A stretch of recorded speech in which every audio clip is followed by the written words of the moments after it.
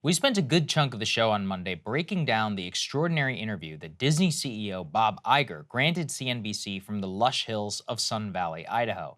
The optics were terrible, the near billionaire CEO bemoaning striking actors and writers for daring to ask their likeness not be digitally replicated or at the very least paid well for it. But beneath the comments on the strike was one of the most frank and bombshell comments by the top of the TV business about the actual future of that medium in many years from executives. Take a listen. Let me ask you about it. We're talking, I guess, ABC, the network, the stations, but then the cable networks as well. Yes, correct. FX, Nat Geo. Is it possible you would look to sell them? We're going to be expensive. I think if you can interpret what that word means. We're just getting at that work, but we have to be open-minded and objective about the future of those businesses. Yes. Meaning that they're not core to Disney? That they may not be core to Disney, yeah. Now, there's clearly creativity and content that they create that is core to Disney, but the distribution model, the business model that forms the underpinning of that business and that has delivered great profits over the years is definitely broken. And we have to call it like it is, and that's part of the transformative work we're doing. Right. Well, we've been having this conversation for a very long time. Well, I think what I'm saying in terms is of the it's erosion time. of the linear business, Yeah. and now it's kind of closer to obsolescence. Well, as I said, when I came back, one of the things I discovered was that the disruptive forces that have been preying on that business for a while are greater than I thought. And so it's eye-opening. There's a reality to it that we have to come to grips with, and we have to come to grips with that now. By the way, another business that has benefited from that business model is ESPN, but that we're looking at very differently.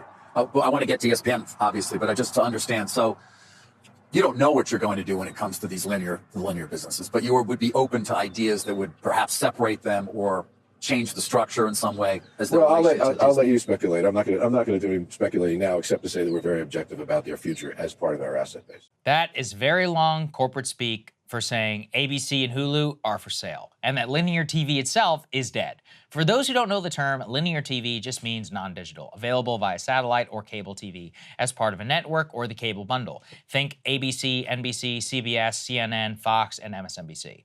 What makes this such a bombshell comment, though, is that perhaps nobody on Earth is more responsible for making billions of dollars from linear TV than Bob Iger. Iger got his start at ABC before it was sold to Disney. He was number 2 and then number 1 for years at the Disney Corporation, as he milked tens of billions from live sports, ESPN, and ABC, and also entertainment hits on ABC Network like Lost. The Disney juggernaut was a juggernaut precisely because it dominated and had synergy of TV, movies, and in-person entertainment from Disney World. It used ownership of all of these three to leverage massive profits, which is why what he said is such a bombshell in the business world. As my friend Ben Thompson over at Stratechery explains, the mad dash to streaming, though decimated value of those channels directly, by extension destroyed the value of the integration that Disney built. The more the bundle subscribers became sports subscribers, the less Disney could leverage ESPN to drive up the value of its other channels, and the greedier sports leagues could become in extracting the full value of their rights. That is exactly correct. The people who pioneered leveraging traditional TV are now telling us plain and simple, traditional TV is worthless. In fact, later on in the interview, Iger floated private equity as a potential buyer for traditional TV. When private equity gets their grubby hands on a network like ABC, we all know what that means. They are going to milk the last dollars from old people who still watch cable news and local TV. They will cut costs to the bone, and they will roll up local papers in the hopes of squeezing the last value from them. In fact, what Iger is really saying is linear TV, once one of the most profitable businesses in the history of the United States, is now basically like newspaper advertising after the invention of the internet and Craigslist. As we see now today, the Washington Post still exists, so does the New York Times. But how about your local paper, or even a regional one? If it does exist, it probably has a terrible paywall, and my guess, it hasn't been really relevant for a decade.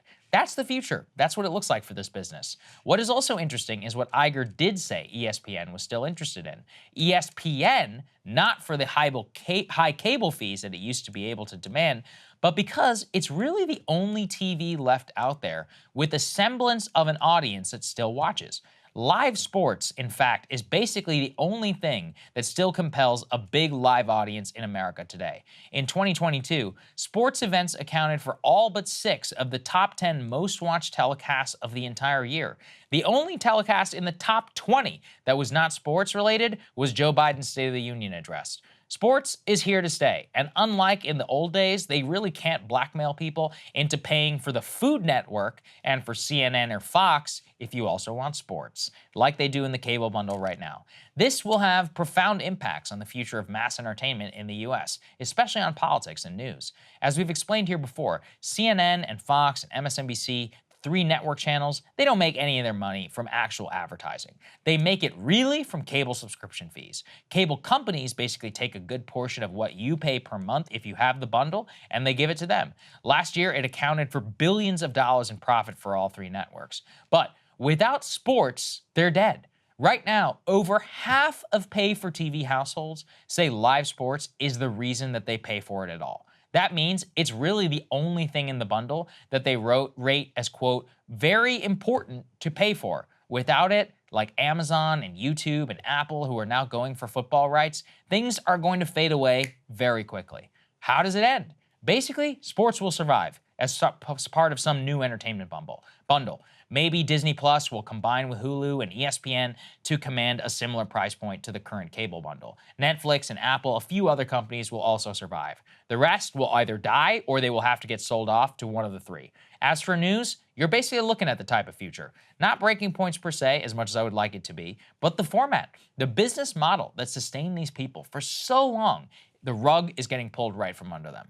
Now, just as already happened to the newspaper business, the Washington Post and the New York Times, as I said, they did survive. But think again, Buffalo, New York, or San Antonio, Omaha. Traditional TV is going to dramatically shrink in the next decade. The ocean of people who have added net negative value for our politics will soon be unemployed. And I guess that they should learn a different skill in the interim. I will let you guess what that skill should be. So I found those comments extraordinary, Chris. Hey guys, if you like that video, go to breakingpoints.com, become a premium subscriber, and help us build the best independent media organization on the planet. That's right. We're subscriber funded. We're building something new. We want to replace these failing mainstream media organizations. So again, to subscribe, it's breakingpoints.com.